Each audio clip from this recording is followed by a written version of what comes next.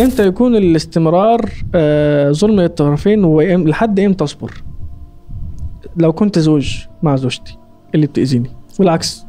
جالي اخ مهندس وقعد يحكي لي ان هو وزوجته اتفقوا ان هم ما يكملوش. فقلت له وبعدين؟ قال لي والله خلاص احنا خدنا قرار ان احنا ما نكملش واتفقنا على الطلاق والكلام ده كله بعد 3 سنين. قلت له طيب عظيم وبعدين؟ قال لي والله انا قعدت اقرا لك كده وبتاع وقلت يمكن انت تلاقي لي في حاجه غلط عليا، في حاجه غلط. قلت له طيب احكي لي بقى زوجتك بتعمل معاك ايه والكلام ده كله.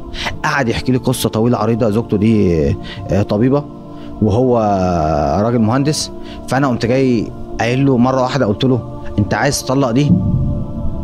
قال لي احنا اتفقنا احنا الاثنين على الطلاق. قلت له لا، انتوا اتفقتوا اتفاق غلط، انتوا حياتكم مع بعض المفروض تبقى كويسه جدا، بس انت مش عارف تتعامل معاه.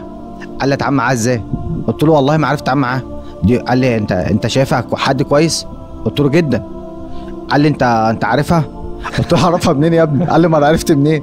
قلت له ما الحكاوي اللي انت بتقولها، انت حكيت لي عن اهلها وحكيت لي عن بتاع، انا كنت عرفت الثغره بس مش عارف اقولها له.